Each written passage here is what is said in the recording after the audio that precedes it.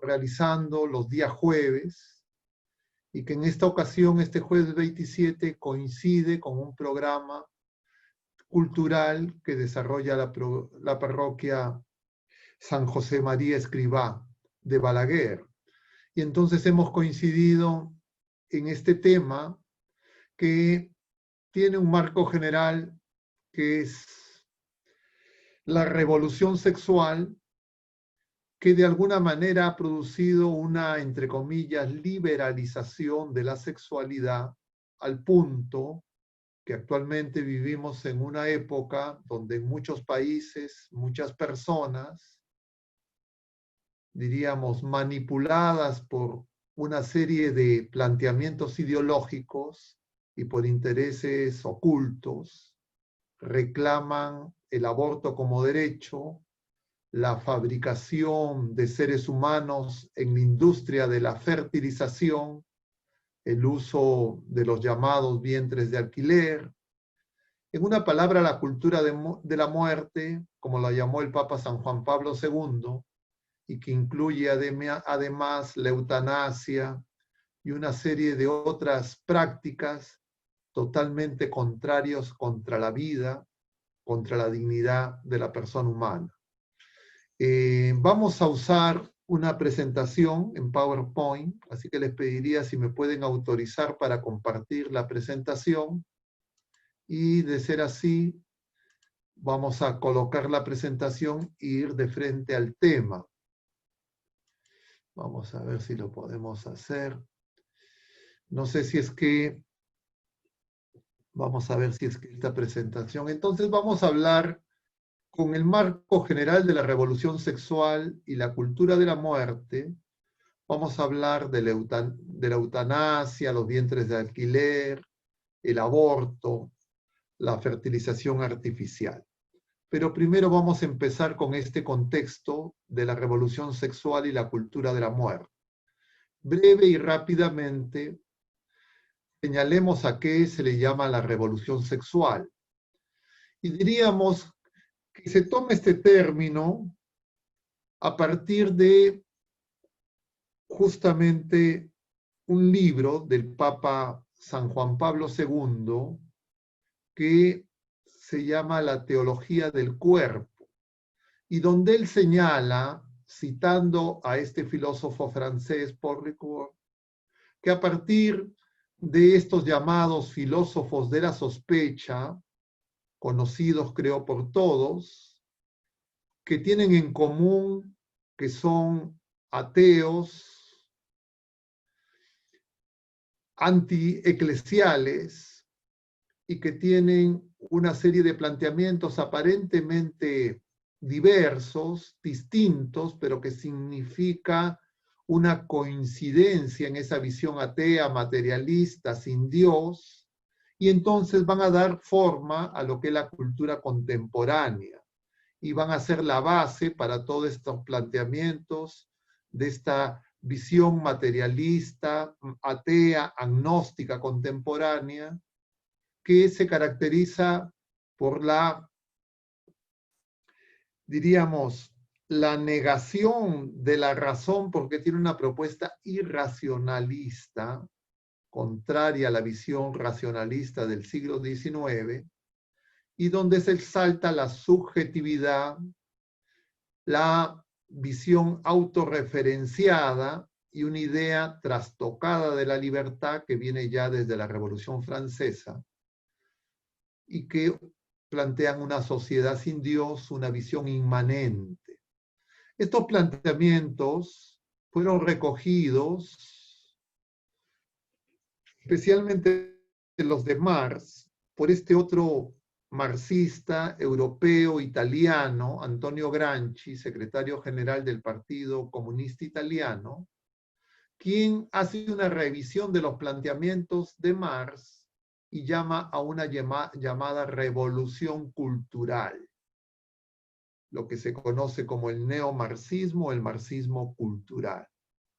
Este marxismo cultural, preconizado por Gramsci, de alguna manera toma sus desarrollos prácticos y operativos por un conjunto de filósofos de la llamada Escuela de Frankfurt, algunos de los ahí mencionados, todos recibieron, luego de su emigración fundamentalmente a Estados Unidos en la época del régimen nazi, acogida, filósofos de base marxista, y que son los que, bajo el título general de la crítica a la sociedad opulenta, a la crítica social, llegan, diríamos de manera esquemática y resumida, a plantear que el hombre, el ser humano en la sociedad opulenta, capitalista occidental, no era feliz, y llegan con la conclusión de que no es feliz porque tiene una serie de tabús que coactan su libertad, y esos tabús que coactan su libertad están fundamentalmente relacionados a la fe, al cristianismo, a la iglesia. Y de distintas maneras, a partir de esa crítica, desde espacios académicos de universidades de primer mundo, principalmente en Estados Unidos, van formando a generaciones de jóvenes que luego van a ser los que van a experimentar esta llamada revolución sexual. Estos planteamientos de estos filósofos, maestros de la sospecha, la escuela de Frankfurt, son recogidas en el campo de la sexualidad, a su vez por estos otros, que hacen la aplicación ya concreta al tema de la sexualidad, y ahí tenemos algunos de los más conocidos, y estos pensadores también, entre comillas, académicos, personas que son casi lectura obligada en las universidades de primer mundo durante varias décadas, van formando un conjunto de planteamientos, diríamos, ideológicos que dan sustento a la llamada revolución sexual. Y estos planteamientos resumen en este libro de uno de estos integrantes que justamente tiene ese título, La revolución sexual. Entonces la revolución sexual se puede resumir con lo que era digamos, los planteamientos de la llamada nueva ola, de los hippies. Esta es una fotografía del Festival de Gusto del año 68. 3 días le llamaban de paz, música y amor, donde abundaban las bandas de rock, las drogas, el LSD, el libertinaje sexual, y que, como se puede conocer ahora con claridad, en realidad era un triduo que daba origen a lo que llamaban la era de Acuario, que superaba supuestamente la era de Piscis, que era la era cristiana. Entonces estábamos en una nueva era de paz, música y amor.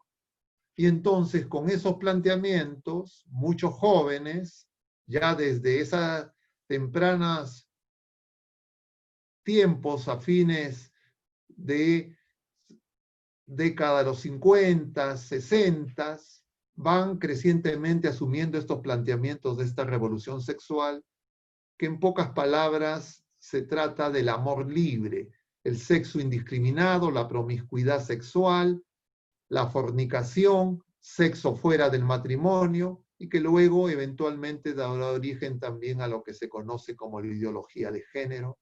Y dentro de esos planteamientos, dentro del feminismo de género, va a aparecer el tema del aborto.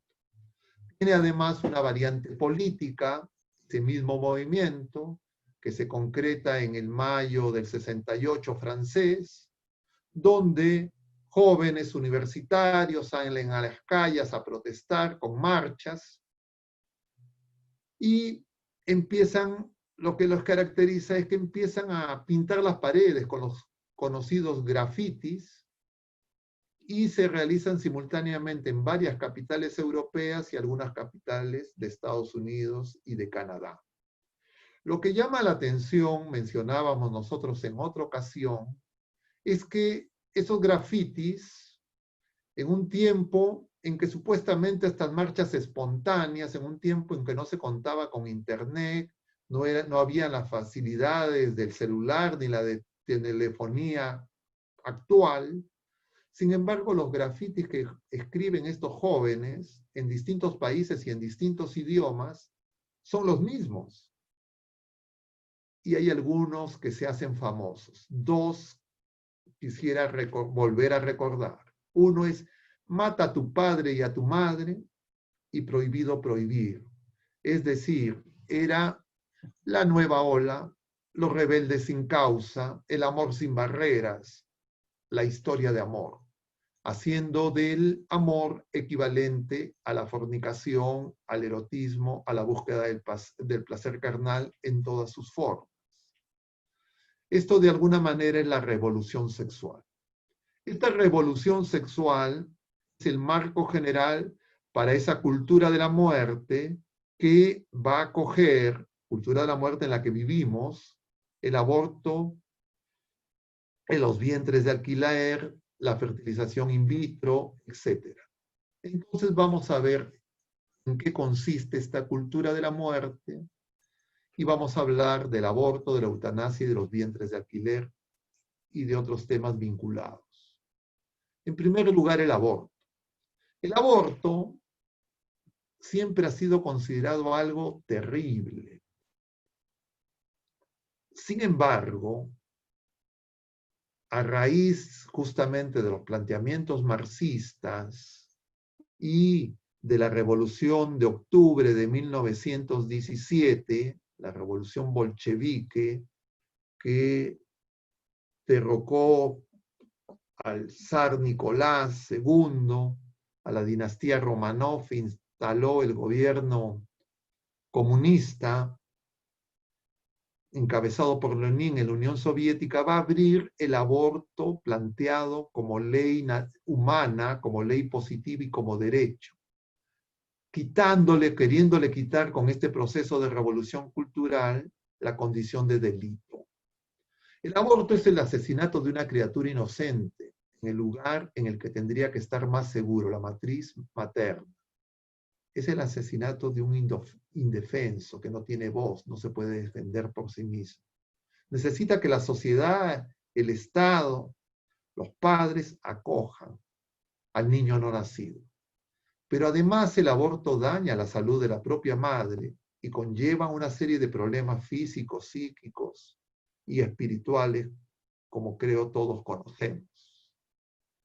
Y la cultura de la muerte está en relación a la propagación del aborto y a esa etapa en que hemos llegado ahora, donde hay gente que reclama y sale a las calles sin vergüenza a reclamar que esto es un derecho, que me dejen decidir, pro-choice. En las recientes elecciones en Estados Unidos, que se realizarán en el mes de noviembre, tenemos claramente esa diferencia entre los candidatos, unos claramente proabortistas, defensores de la cultura de la muerte, y otros que defienden la vida y rechazan el aborto. Pero esta propagación del aborto, vamos a hacer un recuento histórico, como les mencionaba, se legaliza por primera vez en el mundo como algo, entre comillas, bueno, en la Unión Soviética en 1920, consecuencia de la revolución leninista. Poco tiempo después, esta ola de la cultura de la muerte se va a extender a los países de Europa Oriental. Yo mencionaba en otra ocasión que los niños pastores en Fátima reciben de nuestra Madre Santísima ese mensaje conocido de que había que consagrar Rusia al Inmaculado Corazón de Jesús, porque si no, perdón, al Inmaculado Corazón de María y al Sacratísimo Corazón de Jesús, porque si no, los errores de Rusia se iban a extender por el mundo. ¿Cuáles son esos errores? Claro, alguien podría creer son esa modalidad, entre comillas, de gobierno tiránico, dictatorial, esa modalidad de producción estatista, esa, digamos, dificultad para la libertad, el mercado, etc. Pero yo diría, a la luz de los años, parecería que tiene que ver más con el aborto y probablemente con las prácticas satánicas. Pero continuemos con nuestro tema. Entonces, tras Rusia, se van produciendo en los países de Europa Oriental, hacia el año 56, Polonia, Hungría, Bulgaria, también legalizan el aborto, hacia el año 57, Checoslovaquia, y se pensaba, tal vez ingenuamente, que esto era algo propio de los países comunistas, ateos, marxistas, y que era algo que no podía llegar a la sociedad libre, porque la impronta cristiana era tan fuerte que esto no se iba a permitir. Pero como veremos, no fue así. Cabe señalar que esta revolución bolchevique, la revolución rusa, marxista, tiene antecedente la revolución francesa y tiene un antecedente más remoto en la llamada reforma protestante. Y que en la revolución francesa se criticaba fuertemente a las monarquías absolutas, porque se decía que tenían un poder absoluto. Sin embargo, esas monarquías absolutas no se atrevían a ir en contra de la ley natural y no se atrevían a ir en contra de la ley divina. Sin embargo, a partir de la Revolución Francesa, el régimen, entre comillas, de democratización, la Revolución Burguesa, la Revolución Rusa, y las, entre comillas, repúblicas democráticas que se van constituyendo, a veces de manera confusa, a lo largo del globo, van haciendo que las leyes positivas humanas desconozcan la ley natural y desconozcan la ley divina. Y entonces no solo tienen más poder que los gobiernos absolutos, sino quieren ocupar el lugar de Dios. Y entonces esto que empezó en los países comunistas extiende también a los países del llamado régimen democrático. Asoma primero en Suecia, los países nórdicos en general, donde se autoriza el aborto, pero solo para algunos casos, hasta que hacia el año 75 ya se legaliza de manera más extendida. En Inglaterra en el año 67 y en Francia en el año 75. Son, en primer lugar, los llamados países donde hay una fuerte influencia, digamos, de los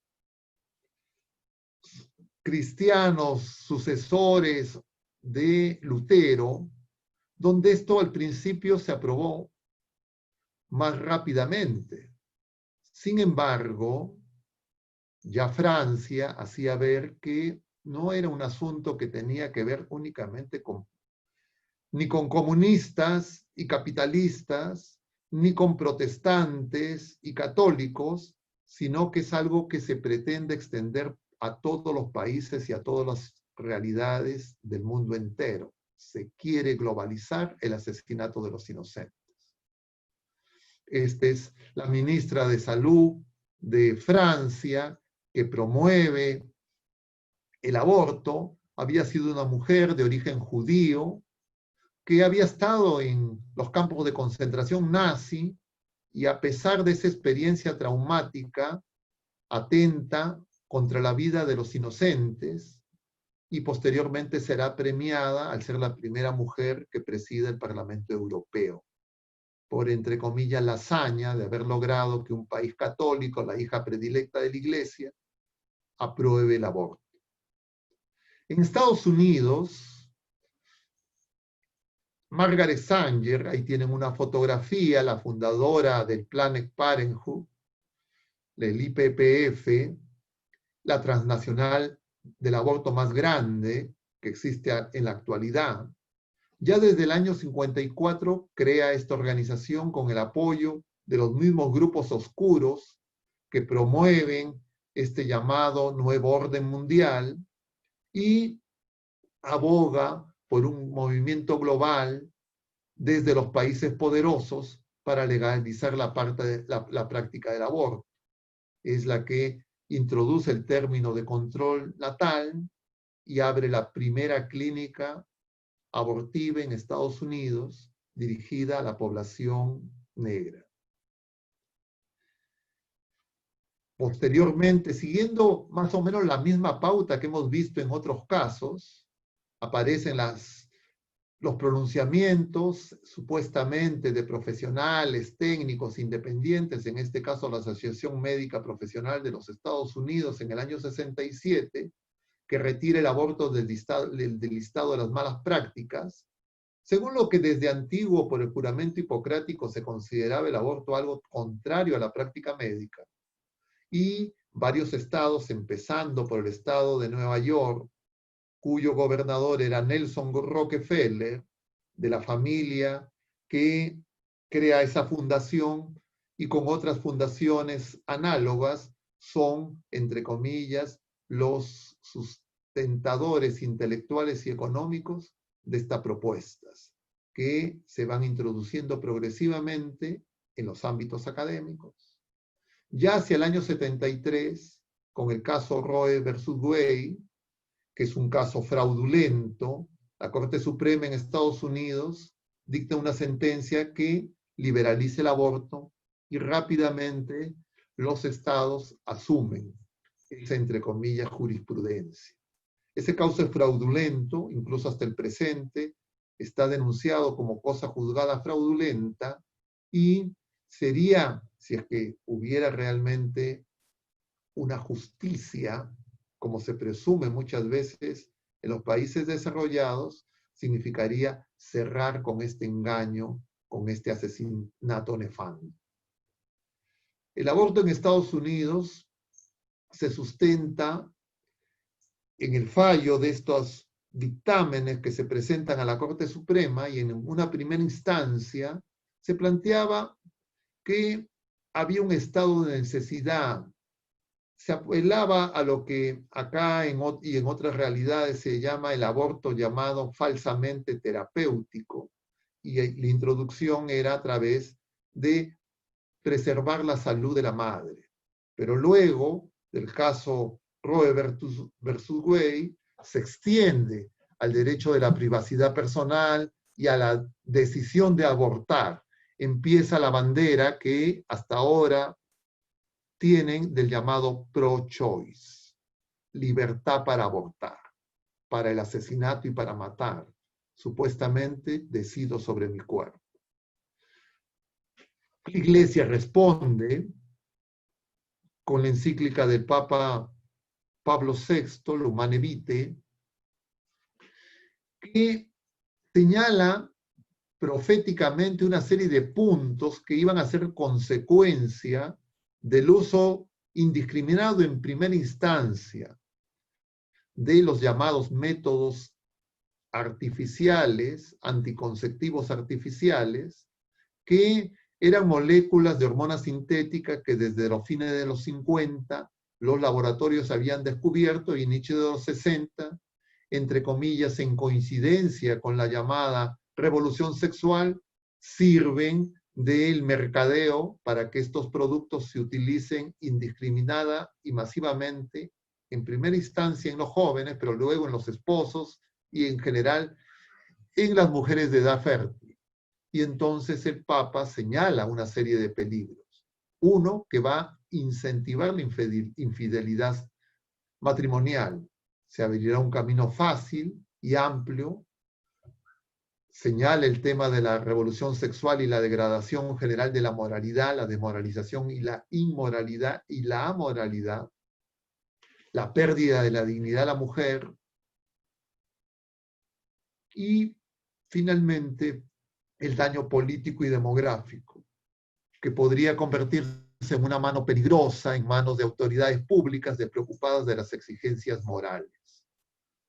Esto, de alguna manera, profetiza lo que va a ocurrir, por ejemplo, con la famosa dictamen, el memorándum Kissinger-McNamara, que plantea como derecho de Estado y necesidad de defensa nacional en los Estados Unidos la legalización y la promoción del aborto en los países llamados tercermundistas, subdesarrollados, ricos en recursos naturales, y que, si es que crecían en población, eran un riesgo para los intereses de los países desarrollados y especialmente para la primera potencia, ya hacia la década de los 70.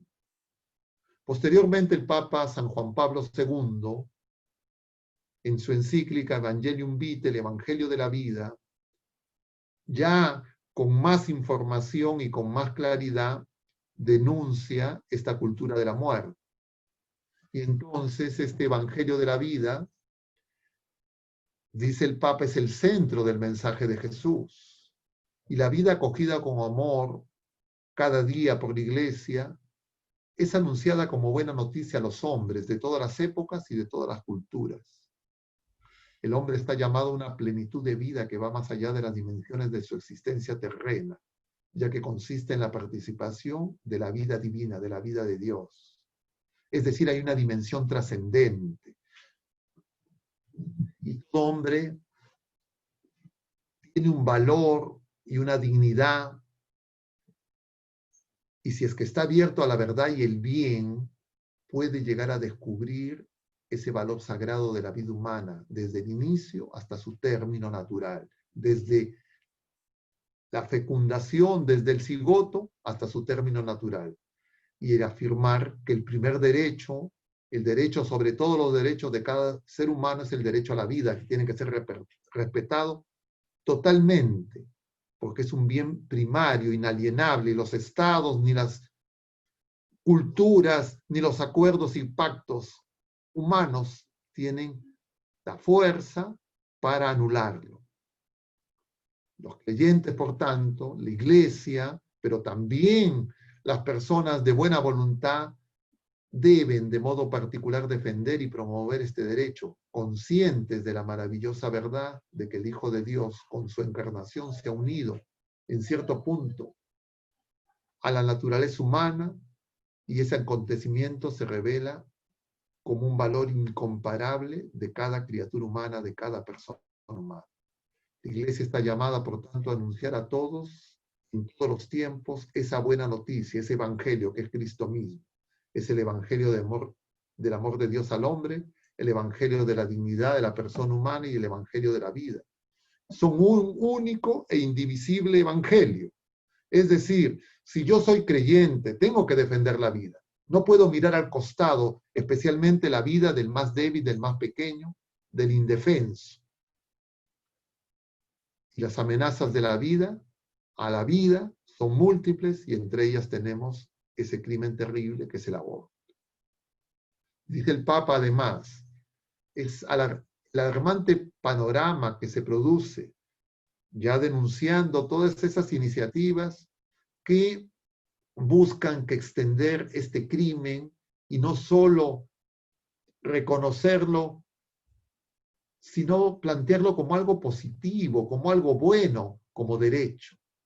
Dice, es una nueva situación cultural que confiere los atentados contra la vida de la manera más perversa, más inicua. Amplios sectores de la opinión pública justifican algunos atentados contra la vida en nombre de los derechos de la libertad individual y pretenden la impunidad e incluso que el Estado autorice, legalice y financie esos asesinatos. Y entonces se produce un eclipse del valor de la vida. Entonces, se presentan características nuevas que antes no habían estado presentes, y se pierde la conciencia colectiva del carácter del delito de este asesinato. Porque cuando se le dice que se despenaliza, la gente cree que deja de ser delito. Y cuando deja de ser delito, el siguiente paso es que se considera algo bueno y un derecho. Y entonces ese supuesto derecho vulnera el derecho esencial, inherente, inalienable de todo ser humano, y busca que los estados lo asuman. Así la sociedad está en contra. Y entonces se produce, justamente por obra y dentro de la familia, que debe ser el santuario donde se defiende la vida y nace la vida, desde la familia se busca que se atente contra la vida. Y entonces se desarrolla la cultura de la muerte. Esta cultura es un pecado estructural. Es esa bestia del que nos habla el libro del Apocalipsis, esa bestia del mar, que va sumando fuerzas, intereses, colectivos, alianzas perversas entre los medios de comunicación, intereses económicos, entre comillas, grupos académicos, falsos activistas financiados y mercenarios de la muerte. Y entonces estos activistas crean corrientes culturales, económicas y políticas que se sustentan en esa visión materialista, atea y sin Dios, únicamente pragmática, únicamente eficientista, únicamente centrada en los fuertes, en los poderosos.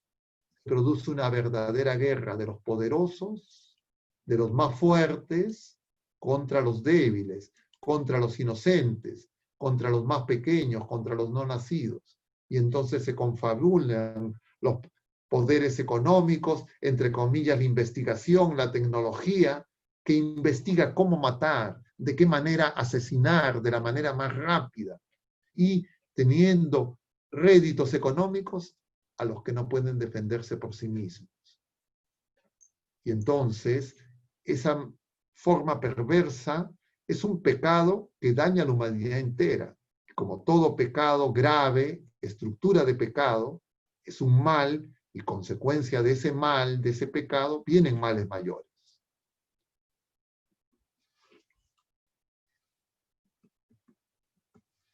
No puedo avanzar. A ver.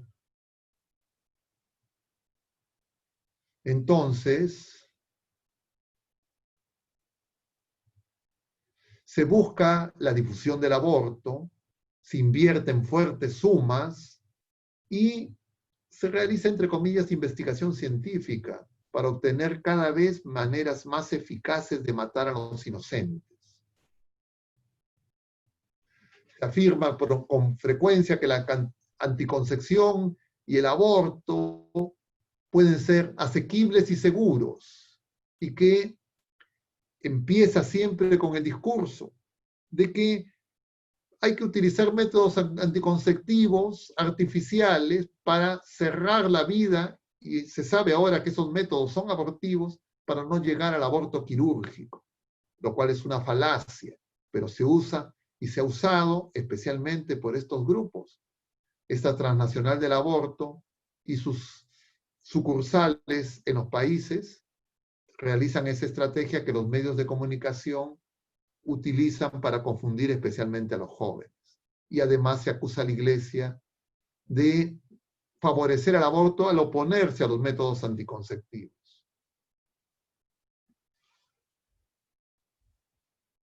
Además, se promueven técnicas de reproducción artificial. Es decir, el uso indiscriminado de estas hormonas sintéticas, de los métodos anticonceptivos que utilizan muchas personas, pero también el uso indiscriminado de hormonas sintéticas, esteroides, hormonales, reproductivos, que se utilizan también en la veterinaria, hacen que el consumo de hormonas sintéticas por los seres humanos en la sociedad contemporánea sean elevados. Y entonces se produce toda una infertilidad epidémica no denunciada, y entonces vienen en ayuda las técnicas, entre comillas, de reproducción artificial, la industria de la fertilización, que fabrica seres humanos en laboratorio y que da pie a nuevos atentados contra la vida. Y entonces muchas veces además se utilizan los diagnósticos prenatales y se promueve el aborto eugenésico. Y por eso hay países donde han desaparecido los niños con síndrome de Down, porque a todos se les mata antes de nacer. Además, se busca destruir la maternidad. No solo esta revolución sexual no solo promueve el placer carnal sinónimo falazmente del amor, sino que además se ve la maternidad como algo negativo, los hijos como algo malo. Ya no son los hijos bendición de Dios, ya no son los hijos la manera en que la familia permanece y alcanza su plenitud, sino los hijos son vistos como un estorbo que hay que evitar. Y ser madre es un estorbo para que el desarrollo, entre comillas, profesional de la mujer se pueda alcanzar. Y entonces viene un ataque feroz contra la maternidad que la ideología de género se ha encargado de extender por el mundo entero. Entonces se habla de la igualdad feminista. Es una igualdad falsa y falaz porque el hombre y la mujer son iguales ante la ley, iguales en dignidad, pero son dos formas diferentes de ser persona humana. Y son complementarios, no son idénticos, no son iguales, como es esta afirmación falaz de las feministas de género, que son justamente las promotoras del aborto. Entonces, se busca que las mujeres, al igual que los hombres, no tengan hijos, destruir la maternidad. Y ya hay prototipos de úteros artificiales, que supuestamente alcanzarán con los desarrollos tecnológicos el que las mujeres puedan, entre comillas, no necesitar de tener hijos. Y también, haciendo uso de la industria de la fertilización, hombres y mujeres puedan comprar hijos y hacerlos, entre comillas, gestar en estos prototipos de úteros artificiales. Esto se conoce con el nombre de ectogénesis. En esa misma lógica se ha llegado también en esta cultura de la muerte a negar los cuidados ordinarios más elementales para los niños nacidos con deficiencias graves intrauterinas, males congénitos, y se busca legitimar el infanticidio. Esta encíclica del Papa es profética también. Actualmente en Francia, en plena pandemia del coronavirus, y antes en Nueva York, se ha aprobado el aborto hasta el 9º mes del embarazo. Porque esa es la intención, matar a todos los que, entre comillas, sobran.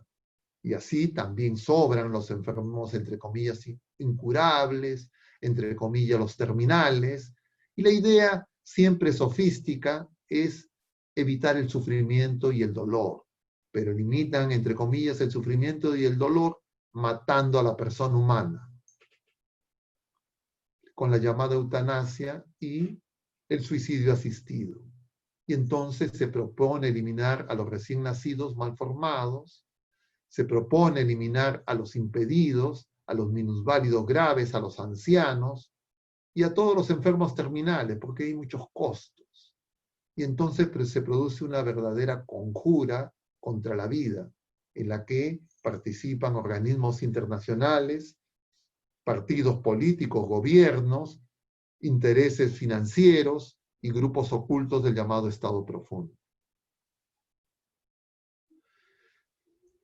Los medios de comunicación son el eco cómplice, no con frecuencia, sino diríamos casi unánimemente, de esa conjura. Y entonces van creando en la opinión pública una cultura que presenta el recurso a la anticoncepción, la esterilización, el aborto, la eutanasia, el suicidio asistido, los vientres de alquiler como signos de progreso, de avance, conquista de la libertad. Y de esa manera se envenena a los jóvenes. Entonces es una falsa libertad, una idea perversa de la libertad. Es una libertad del hacer lo que me da la gana, una libertad donde yo soy el que reino y hágase mi voluntad como monarca absoluto, entre comillas democrático, y entonces siempre de manera pragmática se va a atentar contra los más pequeños, contra los más débiles, y es la guerra de los poderosos contra los débiles, en todos los niveles, a nivel global, a nivel nacional, a nivel familiar, en la relación entre las personas. Y entonces, esos delitos se quieren plantear como expresiones de libertad individual, sin reconocer que se atenta contra los derechos fundamentales de otras criaturas humanas a quienes se le quiere negar la condición de persona humana y se le trata como restos y se genera esta llamada cultura del descarte. El aborto directo, es decir, el aborto provocado, no el aborto espontáneo, no las causas indirectas de aborto, siempre es un desorden moral grave. Y esto es algo que nosotros no podemos olvidar y tenemos que recordar a todas las generaciones.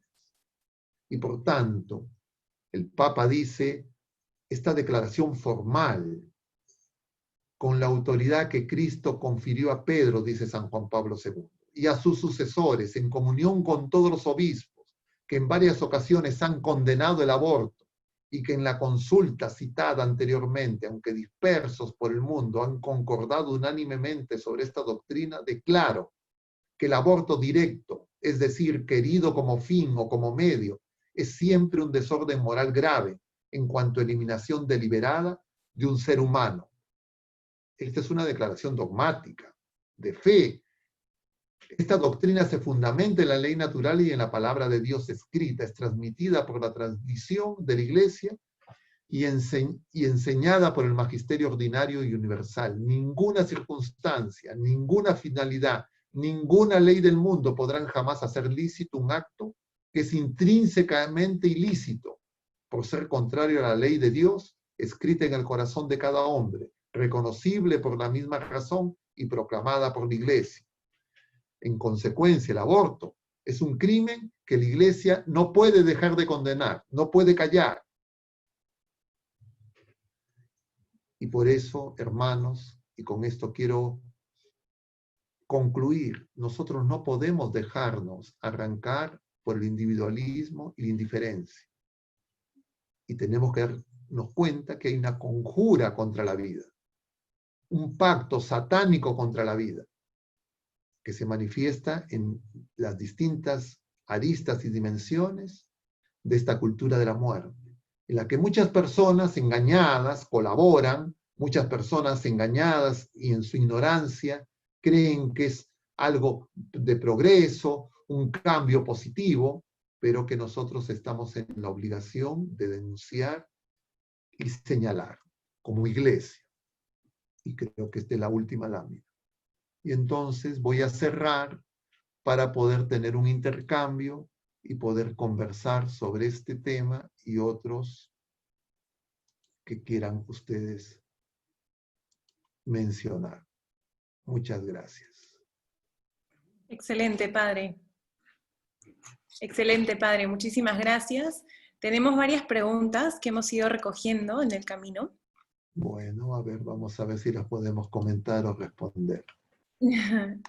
A ver, aquí una pregunta. Sabemos que Dios infunde su espíritu desde el momento de la concepción natural. ¿Ocurre lo mismo en una fertilización in vitro?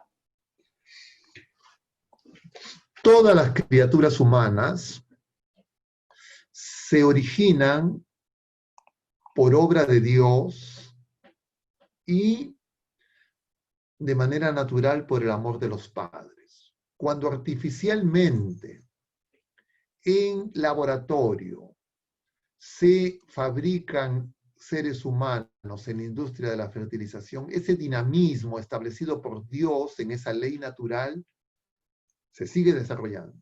Y el Señor le da la vida, porque sin la obra de Dios eso no se podría realizar. En otras palabras, los niños creados, las criaturas humanas creadas por la fertilización artificial en la industria de la fertilización son personas humanas con cuerpo y alma espiritual. No solamente las que son fruto del amor de los padres en una concepción natural. La culpa no es del inocente. La culpa es de los que, queriendo manipular la vida, van a después congelar a esos niños, los van a utilizar como objeto, los van a descartar, porque cada vez que se utilizan esas llamadas técnicas de fertilización artificial, se fabrican muchos cigotos, que es la unión de los gametos masculino y femenino, en este caso no en la trompa de falopio, sino en laboratorio, en un Petri. Y entonces para eso lo que se hace es inyectan a las mujeres hormonas sintéticas para que produzcan no un óvulo, sino muchos óvulos, y se obtienen espermatozoides de los varones por distintas, entre comillas, técnicas, y luego se manipulan para formar varios cigotos que se van, entre comillas, implantando en el útero materno de una mujer que puede ser en la fertilización autóloga, entre comillas, la donante del óvulo, o puede ser cualquier otra mujer, o eventualmente con estos, entre comillas, desarrollos tecnológicos en estas máquinas, en estos proyectos de ectogénesis. Pero no se utilizan todos los cigotos y quedan congelados y son personas humanas. No sé si es que con eso respondo a la pregunta.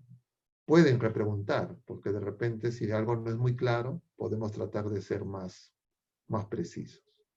Buenísimo, padre, muchas gracias. Aquí otra pregunta. Comentan que en el Perú existen instituciones de salud muy conocidas que reciben ayuda de Planned Parenthood y otras instituciones abortistas. Nosotros podríamos dejar de atendernos en esas instituciones ya que todas sus acciones buscan promover el aborto. ¿Nos podría decir qué instituciones son y si es que UNICEF es una de ellas? Hay varias instituciones aquí en el Perú. Algunas tienen, entre comillas, el disfraz de que ofrecen servicios médicos, ¿no? Para enfermedades comunes, pero también tienen su sección de salud de mujeres. Y entonces hay muchas que se tienen fuertes evidencias de que son clínicas abortistas encubiertas, porque en el Perú el aborto es ilegal.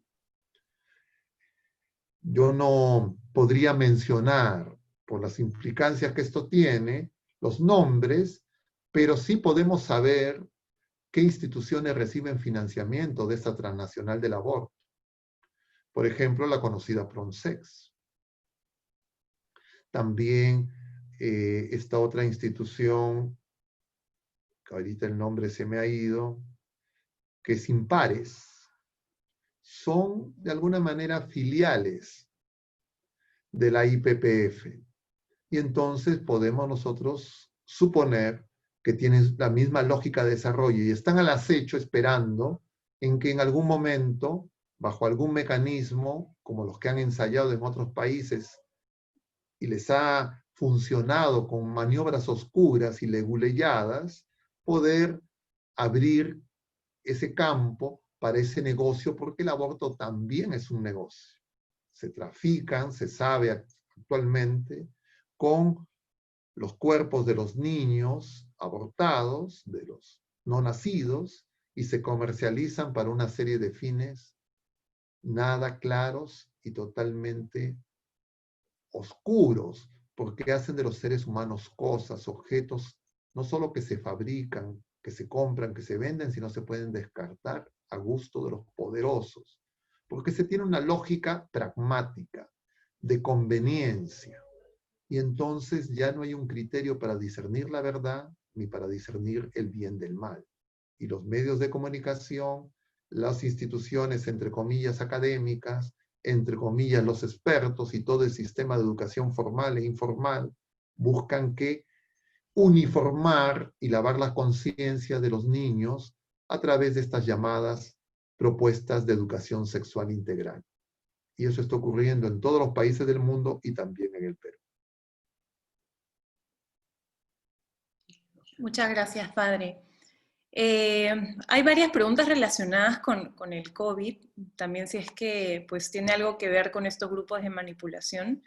Y aquí una pregunta en concreto sobre las vacunas y métodos anticonceptivos, que pues dicen que tienen muchos efectos colaterales, ¿no? Si es que podría explicar hasta qué punto es peligroso y incluso hasta qué punto es peligroso consumir el dióxido de cloro para embarazadas y ancianos y cómo saber diferenciar si es que es algo positivo o negativo para la salud, ¿no? Lo que la mayoría de instituciones pues, nos dicen que debemos de seguir o hacer.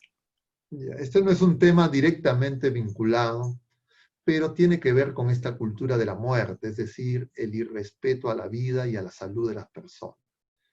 Esta pandemia ha puesto al descubierto varias cosas que son muy peligrosas y que conviene tener conciencia para evitar la manipulación que se está produciendo a nivel global en todos los países.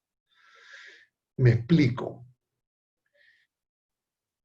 Normalmente, el desarrollo de la industria farmacéutica y los protocolos y procedimientos para autorizar la comercialización también de alimentos y de una serie de productos de uso humano, tenían procedimientos y protocolos que venían incluso como experiencia de los crímenes de los que se acusó el régimen nazi en los tribunales de Nuremberg. Y a partir de ahí se establecieron protocolos muy estrictos. Es decir, antes de que un producto farmacéutico, vacuna o cualquier otro producto de consumo y uso humano de manera masiva, se necesitaba una serie de salvaguardas y procedimientos en fases y por etapas sucesivas para probar no solo los beneficios, sino que los efectos colaterales sean mínimos y que no pongan en riesgo la vida y la salud. Eso aparentemente iba bien. Aparentemente las instituciones académicas, la competencia entre las distintas unidades de investigación de los centros de producción de estos productos permitía una visión imparcial. Los organismos gubernamentales de los países desarrollados parecían jueces imparciales que aseguraban las condiciones de inequidad y de consumo para las personas.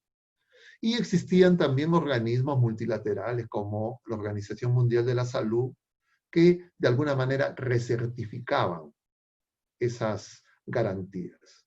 Al presente, a consecuencia de la pandemia, se han puesto de manifiesto que todo eso está en una crisis profunda. Y entonces ya no tenemos, porque lo que ha producido la pandemia es que se han creado medidas de excepción, sobre pretexto de la urgencia de encontrar formas para enfrentar la pandemia. Y entonces, ante esas medidas de excepción, se han flexibilizado todos los mecanismos que dan protección y garantía para los usuarios, y esto universalmente en todos los países.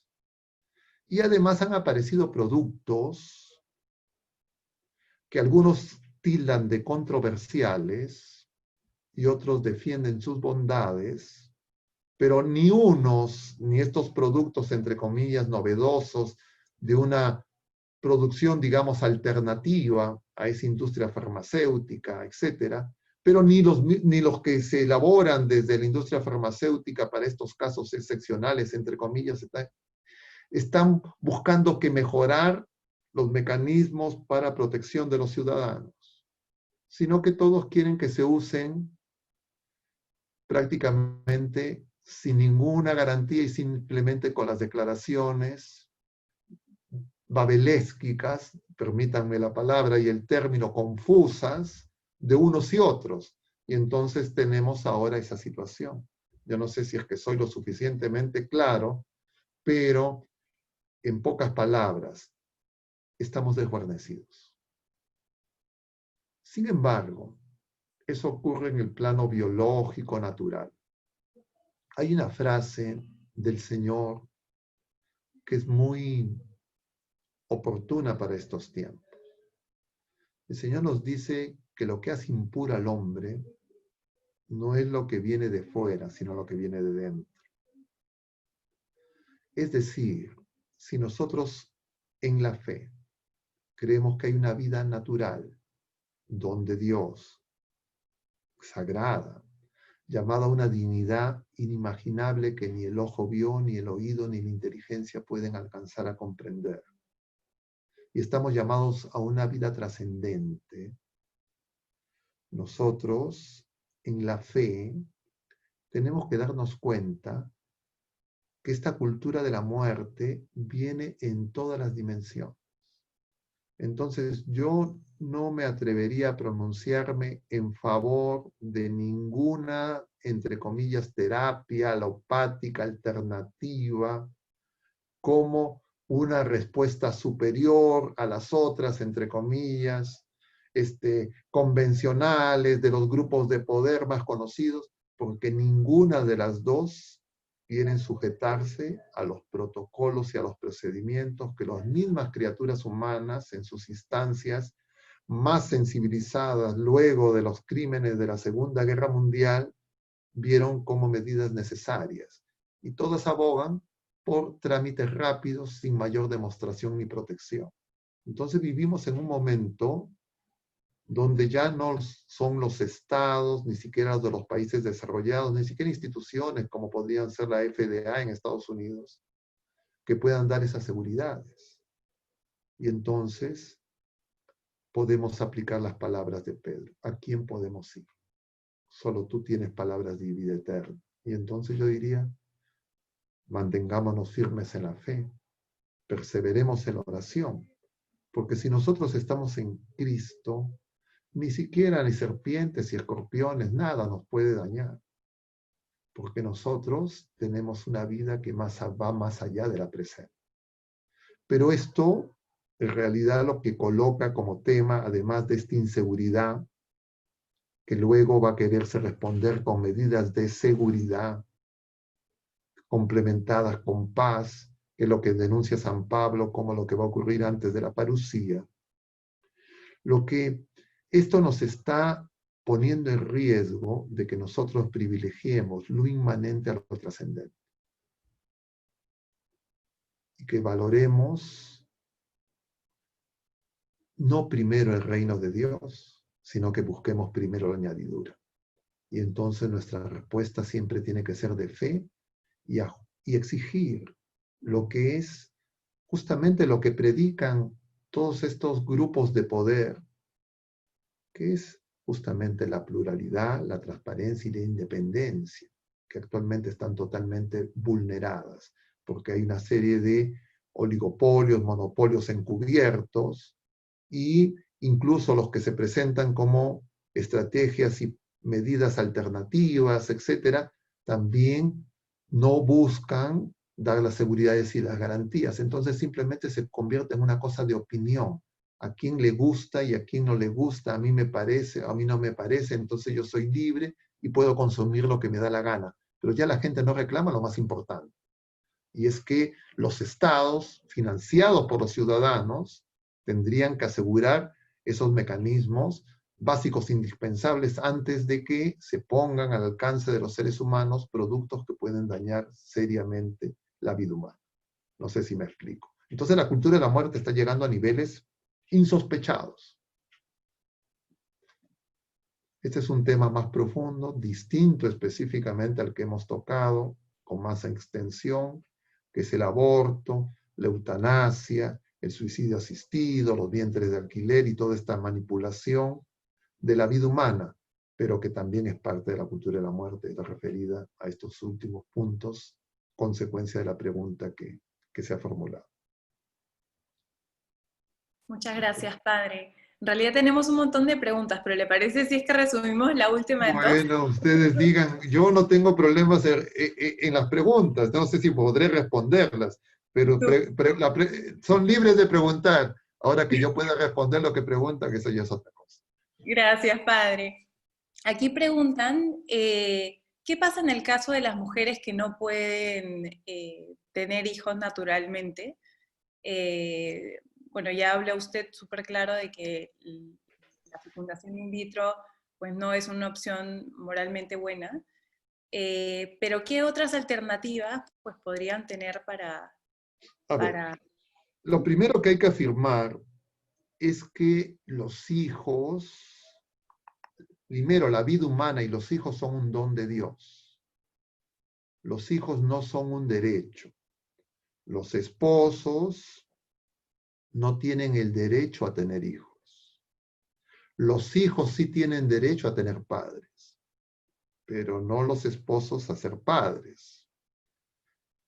Ser padres es un don de Dios, que el Señor les concede a algunas personas y no a todas. Okay. Eso es en primer lugar. Entonces, no es un derecho de los esposos tener hijos. Y si es que alguno no recibe ese don, tiene que tener la certeza que tiene otros dones. Y nosotros los seres humanos formamos parte de la familia humana, de los hijos de Dios. Somos más de 1.600 millones de hermanos. Y entonces, ¿a qué pueden recurrir? A la adopción. Y en la oración también el Señor les puede conceder el don de la vida. Por eso a lo largo de la historia de la salvación, ya del pueblo de Israel tenía muy claro que los hijos eran una bendición y las mujeres deseaban tener hijos, porque los que no tenían hijos eran mal vistas. Nosotros hemos llegado a un momento donde las que pueden tener hijos no quieren tener hijos y quieren tener la menor cantidad de hijos y los quieren manipular incluso antes del nacimiento y descartar. Y algunas personas, aduciendo justamente a esa sensibilidad y ese deseo, el deseo no es malo de tener hijos, que pueden tener los esposos, pero bajo ese supuesto deseo se extiende a otras personas que puedan comprar hijos, y entonces pueden comprar hijos varones sin ser casados, mujeres sin ser casadas, como compran una mascota, y eso es lo que está ocurriendo. Y entonces se produce una verdadera trata de personas, un comercio de seres humanos, encubierto de una respuesta técnica, tecnológica, de bases científicas para resolver un deseo humano. Y claro, eso solamente puede ocurrir cuando uno pierde la fe, cuando Dios desaparece de la cultura, de la sociedad, y entonces las personas dicen, es mi derecho, así como me puedo comprar un auto, si tengo plata y quiero, me puedo comprar los hijos que quiera. Y entonces hay catálogos que presentan los distintos genotipos y fenotipos de los donantes, de óvulos, espermatozoides y de distintos precios, y entonces les hacen algunos incluso pruebas eugenésicas antes del nacimiento y los van descartando. Y entonces hay de todos los precios. Y eso realmente es algo que nosotros no podemos aceptar y que no se informa. Y entonces mucha gente cree que simplemente es una solución técnica, una respuesta pragmática. Justamente esa visión pragmática justamente es irracional y no permite discriminar lo que es el bien y el mal, y lo que es la verdad, y finalmente siempre lleva a que los poderosos atenten contra los más débiles. Pero claro, uno cree que siempre va a ser poderoso. Y entonces los jóvenes creen que siempre van a ser jóvenes y no se dan cuenta que un día se van a enfermar, que van a dejar de ser jóvenes y entonces van a disponer de ellos. Y entonces lo que vemos es una lógica donde los padres quieren matar a los hijos y después los hijos matan a los padres porque les estorban, porque ya no tiene sentido, y entonces bajo el eufemismo de que no sufran, disponen de su vida de una manera contraria a la ley natural y al respeto de la vida humana. Muchas gracias, padre. Bueno, como me dio el ok, solamente ya 2 preguntas más. Bueno, lo que ustedes digan. Nos están preguntando acerca del aborto en caso de violación. Ya. ¿Qué nos puede contar un poco? Bueno, la violación es un delito terrible. Usar la violencia para abusar de una mujer, peor si esta mujer es menor de edad, y consecuencia de esa violación se produzca el embarazo, definitivamente la violación es terrible. Pero ese drama terrible de la violación no se resuelve agregando un drama igual o mayor, que es el asesinato de un inocente. Y entonces, con la manipulación emocional de esta situación dramática, se quiere inducir a las mujeres, a las familias, para que caigan en el engaño del asesinato del inocente. Entonces, una violación no justifica un aborto. Ante una violación se necesita apoyar emocionalmente, psicológicamente, espiritualmente a la mujer víctima de la violación, sancionar como corresponde al violador, pero no autoriza a que ningún ser humano culpe y destruya la vida y la promesa y la esperanza del nuevo ser distinto a la madre y distinto al padre, que es el concebido, que es el niño no nacido. Los seres humanos tenemos la potencialidad siempre de empezar de nuevo, de renacer, incluso capaces de vencer la muerte. Y por eso es que incluso el trauma terrible de la violación puede ser superado.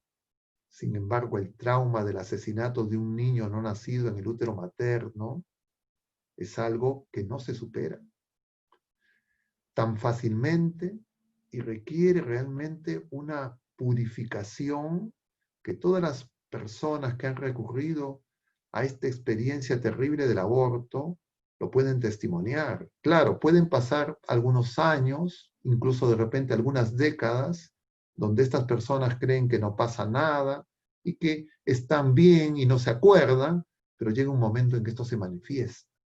Y entonces yo creo que hay que formar en la fe y en la moral de la Iglesia, que es maestra de humanidad, para que especialmente los jóvenes tengan esto claro. Ahora, este caso de estas violaciones dramáticas con el uso de la violencia física o coerción existen, son delitos terribles, pero son poco frecuentes. Y se utiliza más esta estrategia porque las leyes, como la ley peruana, señalan que es violación cualquier relación sexual que tenga un menor de edad de 14 años. Y entonces incluso las relaciones consentidas en menores de 14 años o menos, se consideran violación. Y entonces con eso quieren que niños, niñas menores de 14 años aborten, abriendo la puerta falsa para el aborto indiscriminado. Eso se ha usado en todos los países donde el aborto luego se ha legalizado. Y entonces es una situación muy dura, muy difícil, que no se puede generalizar ni utilizar así en términos, entre comillas, para normar a partir de estos casos dramáticos. Y lo que debería de hacer el Estado y la sociedad, y por supuesto la iglesia y las familias, iglesia doméstica, es ayudar y apoyar a las personas, si es que hubiera, que viven ese drama y esa situación terrible. Muchas gracias, padre. Ahora sí, la última. Bueno. Nos preguntan sobre, bueno, ahora la muy conocida frase feminista, mi cuerpo, mi decisión. ¿Cómo podríamos fundamentar científicamente frente a ello? Y cómo podemos también hacer un poco de fuerza y frente ante todos estos movimientos pro aborto. ¿Cuál podría ser nuestro granito de arena? A ver, en primer lugar, pues es absolutamente falaz, falso, mentira, que el concebido, el cigoto, el no nacido sean parte del cuerpo de la mujer. Empezando porque no tiene la misma composición genética que la madre, ni la del padre. El concebido es fruto de la unión de los gametos del padre y de la madre. Ninguno de nosotros somos apéndice de nuestras madres. Tenemos una carga genética diferente, somos personas distintas. Entonces, no es su cuerpo. Pero esa afirmación presupone que el cigoto no es un ser vivo, un ser humano, y entonces le quieren quitar la categoría de persona humana, de sujeto de derecho. La Constitución política en el Perú señala claramente en el artículo 2, no es ley divina ni ley natural, sino ley humana, constitucional en el Perú, pero que por supuesto nosotros en la fe coincidimos y defendemos plenamente, señala que el concebido es sujeto de derecho. Y entonces cualquier persona que en el Perú atente contra ese derecho de ese inocente está cometiendo un delito constitucional. Y nosotros tendríamos que tener conciencia de que no solo es un problema, digamos, de fe, es un problema de fe primariamente, porque con Dios, en fe, a nadie se le ocurriría algo tan terrible. Pero claro, si se pierde la conciencia de pecado, se pierde la conciencia de Dios, se pierde la conciencia de lo trascendente y quedamos únicamente en lo inmanente, entonces yo digo, yo soy el rey, yo hago lo que me da la gana, yo soy el rey absoluto. Y entonces yo decido sobre todo y puedo atreverme a decir, es mi cuerpo. Pero definitivamente eso no tiene ningún sustento ni en la biología, ni en la medicina, ni en ninguna ciencia. Es una afirmación ideológica, tendenciosa y falsa, que no se sustenta. Y no necesita ni siquiera demostración, porque justamente la misma ciencia que promueven señala lo contrario, y por eso justamente la industria de la fertilización usa cigotos. Entonces, si no son personas humanas, entonces ¿cómo de ahí sale un ser humano? Podría salir pues aleatoriamente cualquier otra especie animal, podría salir algún producto vegetal, no salen seres humanos y los prometen y ofrecen seres humanos a partir de implantar cigotos. ¿Y cómo pueden decir que es parte del cuerpo de la mujer si incluso la tecnología puede separarlos del cuerpo de la mujer? Y pueden tener desarrollo autónomo como se están proponiendo en estos prototipos de úteros artificiales. Entonces, es absolutamente falso.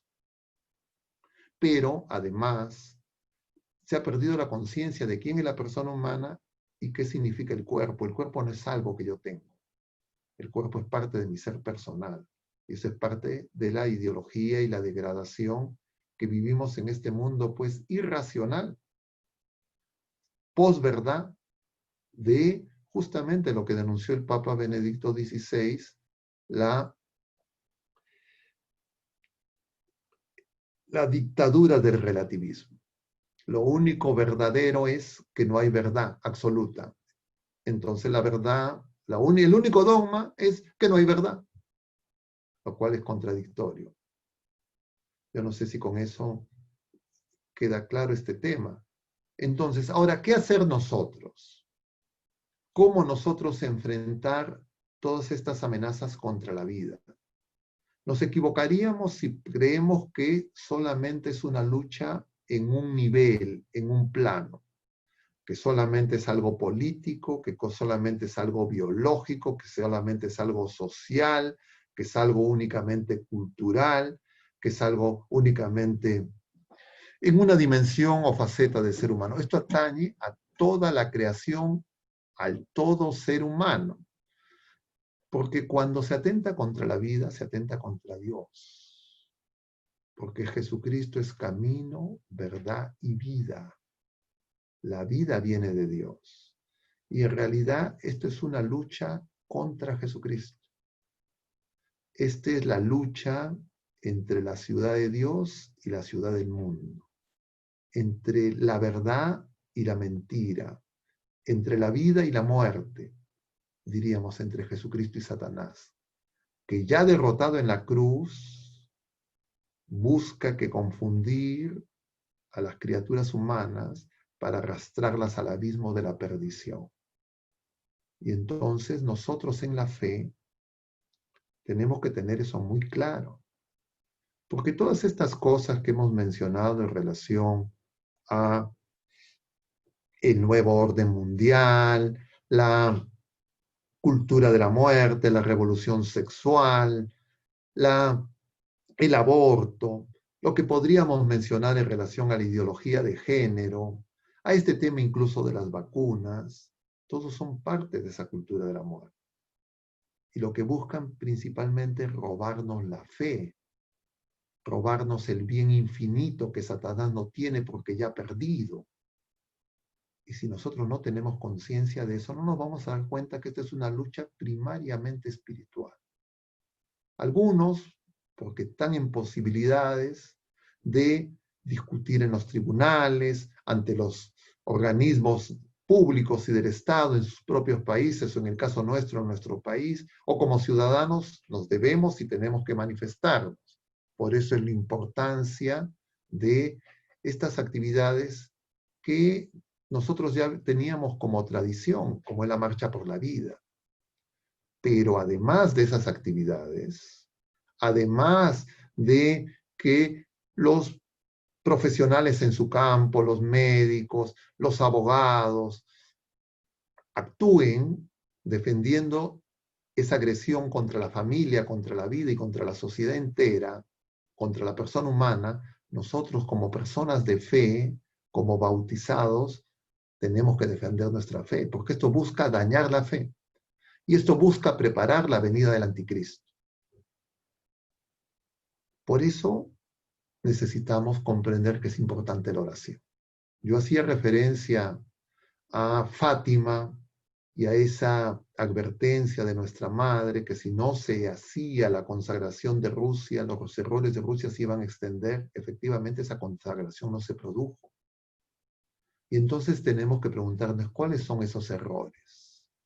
Y además nuestra Madre Santísima les hizo ver a esos niños que era necesaria la oración, la penitencia, y tampoco hemos obedecido. Pero Sor Lucía, al cardenal Caffarra, que fue el primer presidente del Instituto de la Vida y de la Familia del Vaticano, nombrado por el Papa San Juan Pablo II, le escribe a Sor Lucía y les pide oración por este instituto. Y Sor Lucía le dice que la batalla final será por la vida y la familia. Y nuestra Madre Santísima les dice a los niños pastores que al final su inmaculado corazón vencerá. Y entonces, si ya tenemos eso conocido, es decir, hay una batalla, hay una lucha, porque si no hubiera esa lucha, entonces ¿cómo nuestra Madre nos dice que va a vencer? Hay una lucha, pero muchas veces nosotros no nos damos cuenta. Y esa lucha es justamente contra la cultura de la muerte, por eso es el Evangelio de la vida, es el atentado contra Jesucristo, contra la buena noticia que tiene el ser humano. Y si nosotros somos personas de fe, nosotros tenemos que comprender que yo no puedo ser católico y no defender la vida. Yo no puedo ser católico y defender el uso de métodos anticonceptivos artificiales. Yo no puedo ser católico y hacerme de la vista gorda del aborto. Yo no puedo ser católico y estar a favor de método de fertilización artificial. Yo no puedo ser católico y estar a favor de la eutanasia. Yo no puedo ser católico y atentar contra la vida, porque yo cuando atento contra la vida, atento contra Jesucristo. Y entonces, de ahí se desprenden las cosas que podemos hacer. Algunos, orar a tiempo y a destiempo. Otros, educar los padres de familia a sus hijos.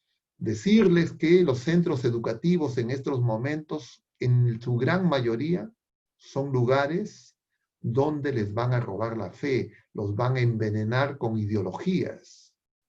Los padres muchas veces se esfuerzan y realizan grandes sacrificios para que sus hijos accedan a instituciones educativas, a universidades, y en esos lugares rápidamente a esos niños, a esos jóvenes, les roban la fe, los vuelven agnósticos y ateos, y entonces no descubren lo que están perdiendo y no se dan cuenta del tesoro que han recibido. Y entonces fácilmente se van a adherir a estas ideologías y van a creer que son contemporáneos, que son modernos, que saben. Hoy día estamos celebrando a Santa Mónica. Agustín, guardando las distancias, en su época también era una persona que tenía dificultad para discernir sobre el bien y el mal. Y la oración de Mónica, la oración de esa madre y esas lágrimas fueron capaces de convertir a ese hijo. Santa Mónica, diríamos, es la patrona de los conversos, de la conversión de los hijos. Y entonces los padres, no solo las madres, tienen que saber el peligro al que están enfrentados sus hijos. No solo por el sistema educativo formal, porque algunos dirán, bueno, no es mi problema, porque yo le he puesto en un colegio que es católico, etc. Yo diría que hay que examinarlos todos. Pero además existe el sistema educativo informal. las redes sociales, las películas, las series de televisión, los dibujos animados, la música, que mañana, tarde y noche adoctrinan y le lavan el cerebro a los niños y a los jóvenes. Y entonces, si no nos damos cuenta que somos ovejas en medio de lobos, no vamos a proteger a los más pequeños. No solo a los no nacidos, sino también a los que ya nacieron, pero que sin saberlo pueden inadvertidamente, en esta manipulación ideológica que se está produciendo a través de esta cultura de la muerte, hacerse defensores justamente de estos planteamientos. Y entonces, la vida moral es la vida en Cristo, es la vida espiritual y requiere fe, sacramentos y oración. Y entonces nosotros tenemos que saber que hemos recibido ese tesoro y cuidarlo y defenderlo, porque esa es nuestra defensa. Y por eso es que nuestra madre nos dice, mi inmaculado corazón vencerá, pero si nosotros nos alejamos y creemos que lo más importante son nuestras preocupaciones inmediatas y pasajeras, nuestras necesidades temporales, y lo otro es secundario, entonces no estamos siendo fieles al Señor. Porque el Señor nos dice lo contrario, busca primero el reino de Dios, es decir, busca a Jesucristo, es decir, que el Evangelio sea vida en ti y lo demás viene por añadidura. Y justamente cuando yo pierdo la fe, creo que es al revés. Entonces digo, no, yo busco primero la añadidura y cuando todo falla, cuando mis planes fallan, entonces cuando todo colapsa y me acuerdo del Señor y busco a Jesucristo. Y eso se ha puesto de manifiesto en esta pandemia. Esta pandemia justamente nos muestra esa realidad. Lo que estamos viviendo son consecuencias del pecado, de nuestra ignorancia, es decir, de nuestra poca fe. Y entonces salir de esta situación no es suficiente una respuesta tecnológica, no es suficiente una vacuna, porque pueden venir problemas mayores. Sin mencionar todos los problemas de inseguridad en relación a estas supuestas medidas salvadoras ante la crisis que vivimos actualmente. Claro, estas cosas son temas profundos y extensos y habría muchas cosas que mencionar. Yo estoy haciendo comentarios muy genéricos y muy rápidos y probablemente, claro, supuestamente estoy respondiendo, pero con seguridad quedan más dudas. Pero lamentablemente el tiempo es tirano y como me han dicho que es la última pregunta, creo que con eso podría responder esa pregunta, a menos que ustedes tengan algún otro criterio adicional. Muchas gracias, padre. Creo que sí, siempre nos va a quedar un poco este tema abierto, así que hay que investigar y en todo caso nos han pedido que por favor compartamos este flyer del Cineforum, que nos iba a contar un poquito.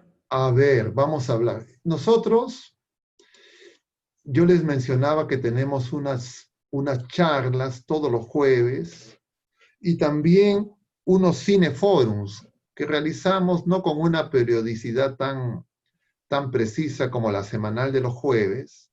Y entonces habíamos visto oportuno, luego de este tema de cultura de la muerte, aborto, etcétera, pasar esta película que en realidad es el testimonio de una persona, Abby Johnson, que trabajó en esta institución, en esta transnacional del aborto, que es Planned Parenthood, y que da su testimonio a través de esta película, que es una película que muestra todo lo oscuro y terrible del aborto y sus estrategias para extenderlo por el mundo entero y el poder que hay detrás de estas instituciones. Entonces, esto va a ser el día sábado a las 5 de la tarde. Primero proyectamos la película y luego hacemos un intercambio que nos va a permitir continuar y de repente desarrollar algunos puntos que ahora no se hayan podido mencionar y al cual están todos invitados.